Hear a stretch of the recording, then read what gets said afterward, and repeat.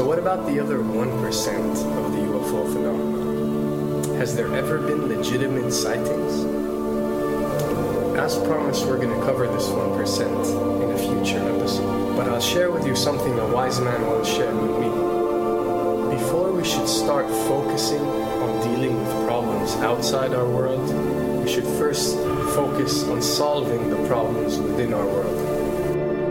And before you can start solving problems within your world, you first have to solve problems within yourself and within your surrounding environment of family and friends. So basically what I'm trying to say is that we have priorities that we need to focus on first and foremost so we can successfully build our lives and our minds.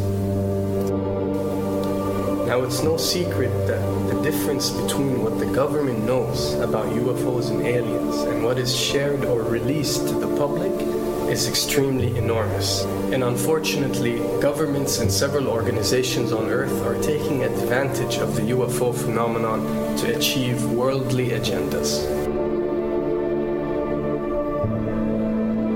So why do we see particle beams, huge ones, firing at things that are, you were saying 200,000 Gs? Yep. I mean, go over that.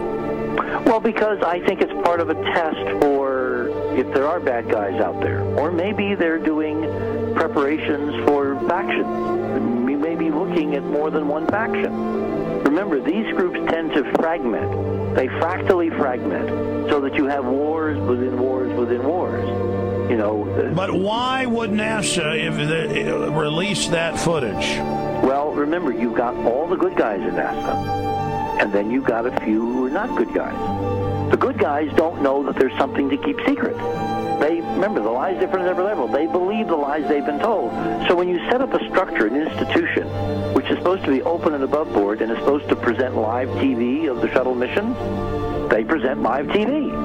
Now, the controllers can't say, oh, well, you can broadcast this, but you can't broadcast that. Because the honest guys will then say, sure. Well, why can't we broadcast that? So people always say if this was happening, it would come out, and it is coming out. Well, I mean, I agree with you. When you've got the Catholic Church saying we need to love the aliens, they're our brothers, when you've got every major denomination saying it, when you've got all the movies, and you've got, in the 80s, huge programs at the Olympics with aliens landing, fake aliens, and you've got huge things the size of 3 football fields floating over Dallas and stuff all over the place. Something's going on. And then I read government documents about fake extraterrestrial landings. Any of this. Why? I mean, you believe it's fake. Remember Operation Northwoods? Yes. Okay. Or we can go to the, September 11th. Governments do huge, big things to sway populations at key nodal points in history. They love hoaxes. Yeah, well, it's manufacture history is what it is. We are building, all my UFO friends, I need to shake them because they're so, frankly, they're extremely naive, Alex. They really believe we're building toward disclosure. I believe we're building toward a mass, carefully manufactured fake event where ETs, who are really humans, who are really part of this secret clique, who are probably Nazis, who have developed or perfected their technology from World War II, which is why you've got to get, Joseph on. They are going to basically fake out the world. And there's an incredible window on the Nazi black ops programs, the compartmentalized, incredible high technology efforts that were being funded by the Nazi war machine, particularly toward the end of the war in a desperate effort to win the war, and they fastened their hopes on several key technologies, some of which appear to be the control of gravity itself, which again is a separate piece of data from my work, which came at this from a hyperdimensional physics perspective. We know there's a lot of suppressed technology. 20 years after the B-2 bomber was already in service, they declassify it. So we have a lot of cases of that. We know there's a whole shadow government. This is technology and physics, Alex, that would make anything you think you know like a candle flame compared to a hydrogen bomb. This is a physics that literally allows you to rearrange time.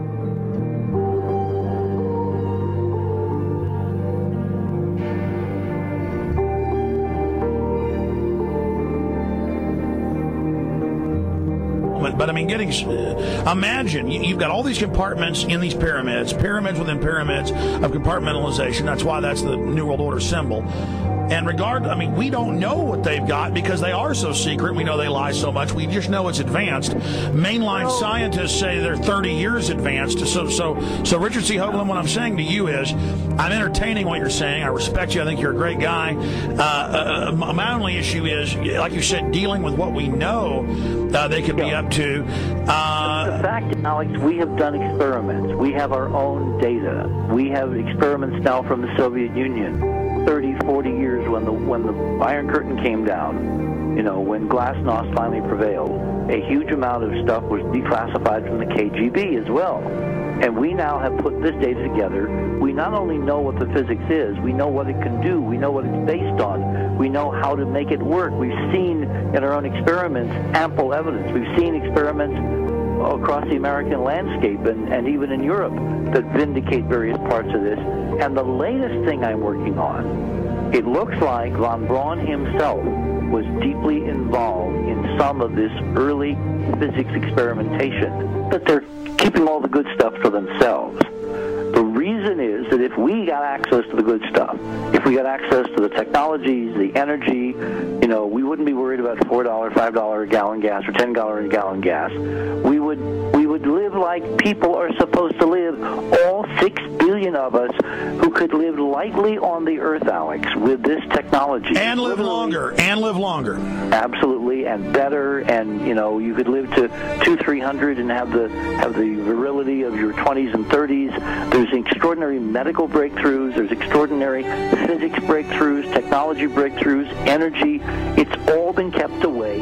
Think about it. We're already on a planet hurtling through space, all these wonders around you, and you've been taught it's bizarre to question, and that's because there's so many kooks in the alternative movement who do talk about ridiculous, Hollywood-style green men, instead of really looking at the shadow government and all these crazy secret societies that are admittedly running NASA and the shadow government. Now, ladies and gentlemen, during this talk that I'm going to give you, I'm going to explain to you the history of this phenomenon, who the secret government really is, and I will name them by name, the beginning group, the study group. I will tell you who they are today. I'm going to tell you what this is all about. I'm going to tell you who's selling drugs to your children, and I'm going to tell you why the United States government is afraid for you to find out what the truth is regarding UFOs.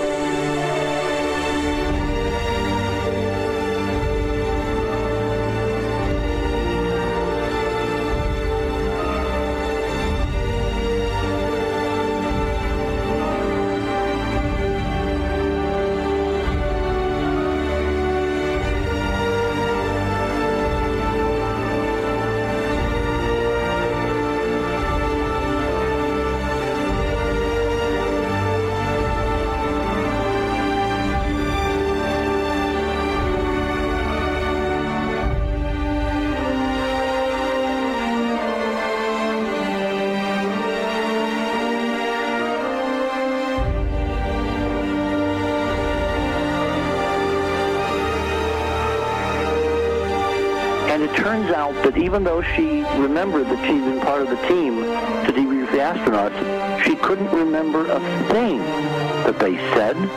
She couldn't remember why she no longer was working with NASA. She couldn't remember. In other words, her memory lapses were enormous, and I don't think they were feigned, because we now found the same pattern in all the flight crews.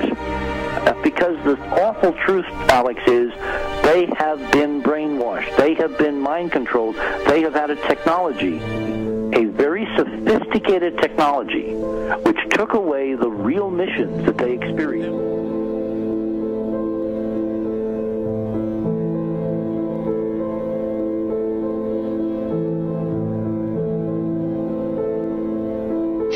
Sorry.